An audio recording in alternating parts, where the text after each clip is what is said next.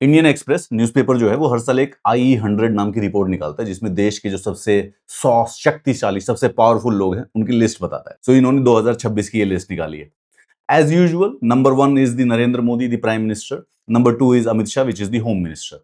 मतलब logically speaking जो first 2 position है वो इंडिया में ऑटोमेटिकली प्राइम मिनिस्टर और होम मिनिस्टर ही कैप्चर करेंगे। मेरे हिसाब से अगर prime minister is not the most powerful person of the India तो वो डिसरिस्पेक्टफुल हो जाएगा and in all possibility home minister को भी सेकंड पोजीशन जो है। तो मुझे लगता नहीं कि ये रिपोर्ट पिछले 12 साल से निकल रही है और ये स्टैटिक है। जो प्राइम मिनिस्टर होते हैं वो नंबर 1 पे होते हैं, जो होम मिनिस्टर होते हैं वो नंबर 2 पे होते हैं एंड इनवेरिएबली ये कभी भी लिस्ट निकलेगी। I don't think so there is a possibility कि नंबर 1 में प्राइम मिनिस्टर को चेंज कर दिया जाए। और by all logic if the prime minister is not the most powerful in your country then who is. उसके बाद फिर वही लॉजिकल बात है भाई कि टॉप 10 के अंदर एस जयशंकर जी और निर्मला सीतारमन भी है। भाई एक एक्सटर्नल अफेयर मिनिस्टर है, दूसरा यूनियन फाइनेंस मिनिस्टर है। नाउ दीज आर 2 पोजीशंस जिससे पूरा का पूरा देश चल रहा होता है। So invariably they would obviously have huge power. यहां पर पीयूष गोयल जी जो हैं पिछले साल 12 रैंक पे थे लेकिन इस बार 5th रैंक पे, मतलब कि इनकी पावर में थोड़ा सा इंक्रीज हुआ है।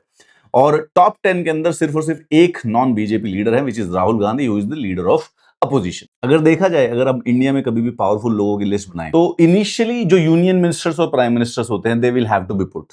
It would be kind of disrespectful कि भाई क्या मतलब यूनियन मिनिस्टर पावरफुल नहीं है, कौन है उनसे ज्यादा पावरफुल? क्या मतलब कोई मूवी स्टार पावरफुल हो सकता है? नहीं। जो बीजेपी के सीएम हैं, बड़े बड़े जो सीएम है जैसे कि योगी आदित्यनाथ जी हो गए या देवेंद्र फडणवीस हो गए, हिमंता बिस्वा हो गए, all these people would be again listed in the top 100। Top 20 में ममता बनर्जी भी आती है।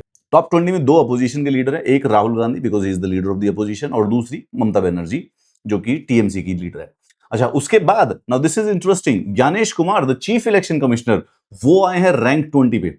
पिछले साल वाली में इनकी रैंक जो थी 63 थी। चीफ इलेक्शन कमिश्नर की पावर और शक्ति थोड़ी बढ़ती हुई दिखाई दे रही है परसेप्टिवली।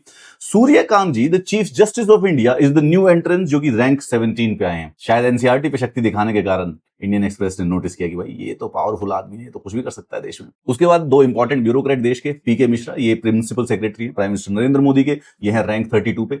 Ajit Doval the national security advisor ये है रैंक 29 पे। उसके बाद अपोजिशन में प्रियंका गांधी वाड्रा ये रैंक 35 पे है। इनकी पावर में थोड़ा सा उछाल हुआ है, 46 स्पॉट ऊपर गए हैं।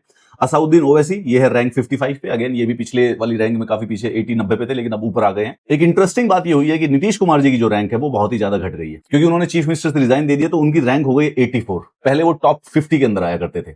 और 2 नए सॉफ्ट पावर एंट्रेंस मतलब कि आदित्य धर एंड अरिजीत सिंह, इन दोनों को भी इंडियन एक्सप्रेस की टॉप 100 लिस्ट में इंक्लूड किया गया। मतलब ऐसा कोई खास सरप्राइज नहीं है। अगर कोई पूछे कि 2027 में इंडिया का मोस्ट पावरफुल आदमी कौन होगा, the prime minister. Second number पे कौन होगा? अमित शाह।